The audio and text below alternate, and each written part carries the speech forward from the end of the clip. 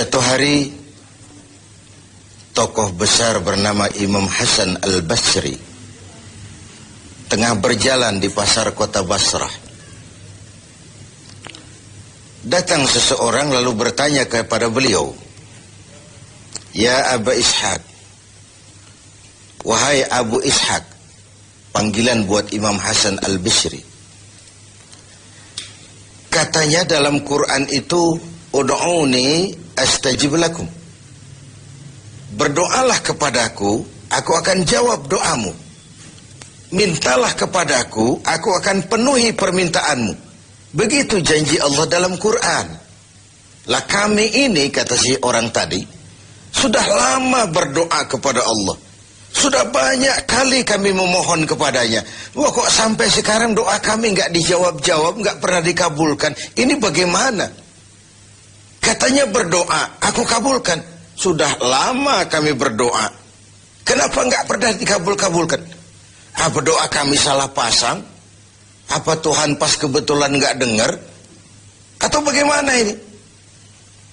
Imam Hasan Al-Basri senyum lalu menjawab, "Ya ahlal Basrah, hai penduduk Basrah, hatimu mati. Dari hati yang mati, bagaimana mungkin doa akan terjawab?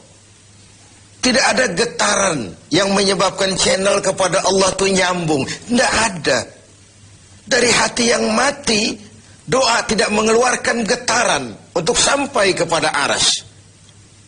Hatimu mati, maka doamu tidak dikabulkan." Kita renungkanlah jawaban ini. Sederhana, doa tidak didengar Tuhan. Permohonan tidak dikabulkan olehnya. Tapi kalau kita mau menukik kepada renungan yang lebih jauh, kemalangan apa yang lebih besar selain daripada kalau Allah sudah berpaling kepada kita dalam hidup ini? Permohonan tidak didengar, doa tidak dikabulkan, Allah sudah masa bodoh dengan kita. Kemana lagi langit tempat kita bernaung? Kemana lagi bumi tempat kita berpijak? Kalau Allah sudah berpaling dalam hidup ini kepada kita, itulah kemalangan yang paling besar dalam hidup ini. Sementara kita berleha-leha, menurut kita kemalangan itu kehilangan jabatan, kemalangan itu kehilangan harta benda, kemalangan itu adalah kehilangan orang yang kita sayangi.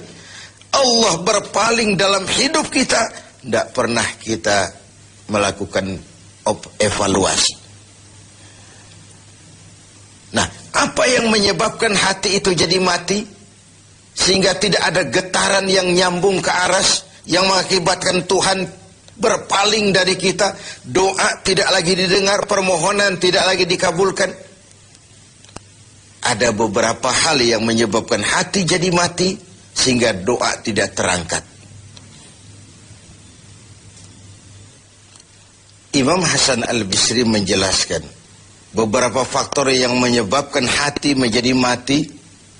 Tidak ada lagi getaran yang mengantarkan doa ke aras, sehingga Tuhan pun berpaling. Yang pertama kata beliau, "Araftumullaha wa lam tu'tuhu haqqah." Kamu kenal Allah, tapi haknya untuk disembah, kewajibanmu untuk menyembah, tidak pernah kamu laksanakan. Bagaimana hati tidak jadi mati? Kenal. Siapa pencipta alam semesta? Allah. Siapa pencipta lautan, gunung, sungai? Allah. Siapa pencipta langit dan bumi? Allah. Siapa pengatur segala-galanya? Allah. Sholat apa tidak? Tergantung kebutuhan. Kamu kenal Allah, tapi haknya untuk disembah, kewajibanmu untuk menyembah, tidak pernah kamu laksanakan.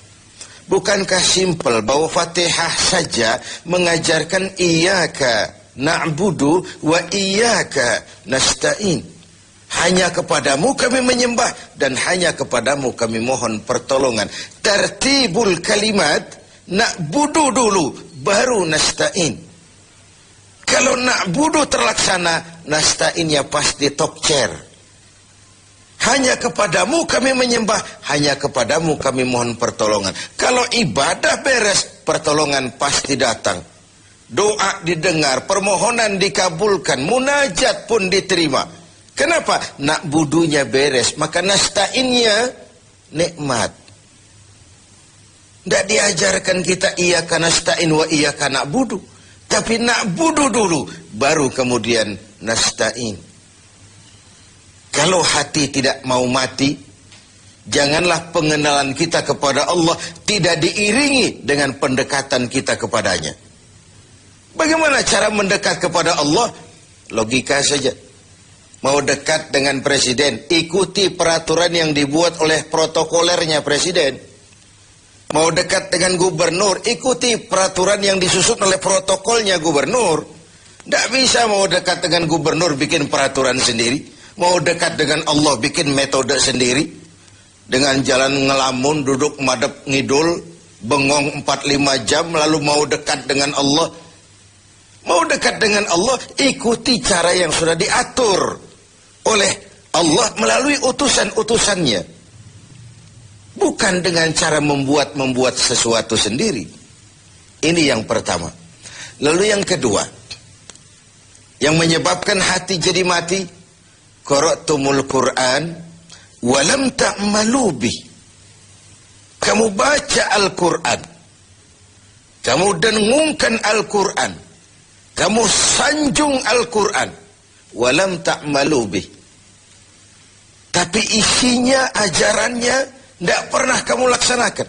Isinya, ajarannya sering malah diinjak-injak. Bukankah kita hidup di satu zaman di mana tuntunan sudah menjadi tontonan, dan tontonan sering dianggap sebagai tuntunan? Bukankah kita hidup di satu masa di mana orang yang jujur dikhianati dan pengkhianat malah diberikan amanah? Bukankah zaman ini sudah terjadi pergeseran nilai yang sedemikian rupa? Kita baca Al-Quran, kita musabakohkan pula bacaannya, tapi isinya, ajarannya tidak pernah kita laksanakan. Bahkan nyaris sering kita injak-injak. Hati jadi mati. Sama dengan kalau kita dikirimi surat oleh seseorang yang sangat kita kagumi.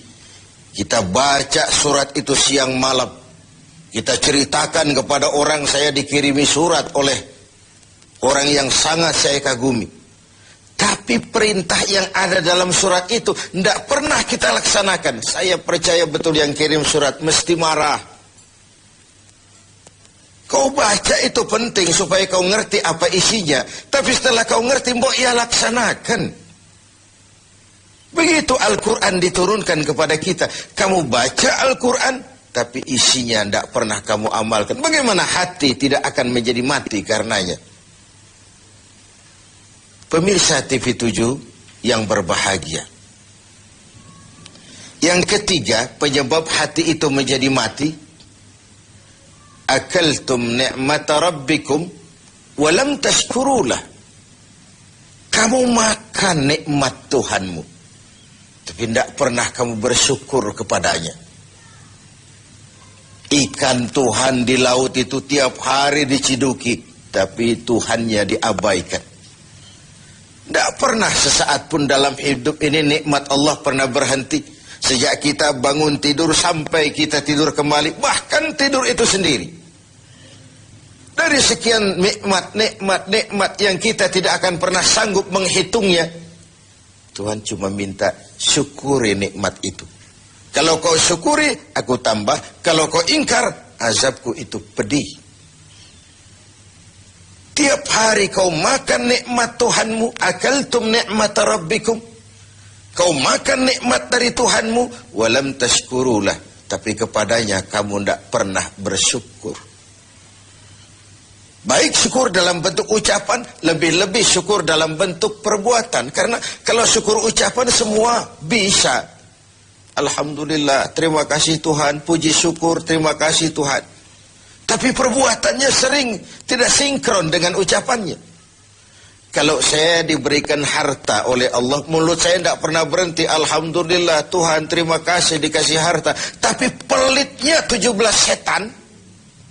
Rasanya orang itu baru syukur perbuatan, baru syukur ucapan, belum syukur perbuatan. Karena syukur perbuatan artinya mempergunakan suatu nikmat sesuai dengan kehendak yang memberikan nikmat itu.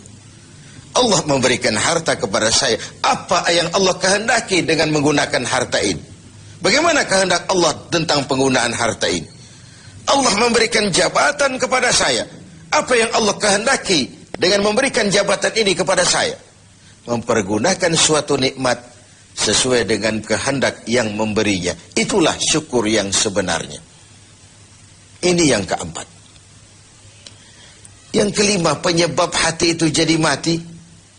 Qultum annal mauta haqqun wa lam tasta'iddu lah. Kamu yakin, kamu percaya, kamu tahu betul hidup akan berakhir dengan kematian. Namun kau tidak pernah mempersiapkan diri untuk itu. Baik menghadapi kematian maupun menghadapi yang lebih penting sesudah kematian.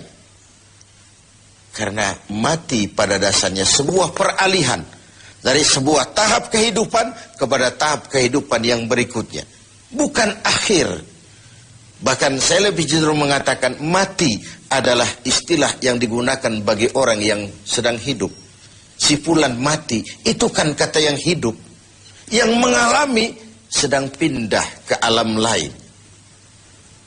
Jadi tidak ada alasan hidup sulit benar, mending mati habis urusan. Tidak selesai sampai di situ. Tidak selesai urusannya. Hidup terus berlanjut di alam barzah, terus berlanjut di alam mahsyar. Ini satu perjalanan panjang. Seperti kita akan berangkat keluar kota yang jauh, tentu kita harus menyiapkan bekal. Semakin jauh perjalanan, semakin banyak bekal yang kita bawa. Kalau Anda akan berangkat jauh, tidak bawa bekal berangkat juga, itu kan nekat sama namanya. Sampai ke tujuan belum tentu, sengsara di jalan sudah pasti. Kenapa? Tidak ada bekal kok berangkat. Begitulah kita sebagai manusia, hamba Allah. Perjalanan panjang, belum siap bekal, belum cukup ibadah kita, sudah datang saat kematian. Tentu artinya belum punya bekal sudah berangkat. Alamat sengsara di jalan karena bekal tidak ada. Inilah Ramadan di mana kita antara lain menyiapkan bekal-bekal untuk menghadapi hidup sesudah kehidupan yang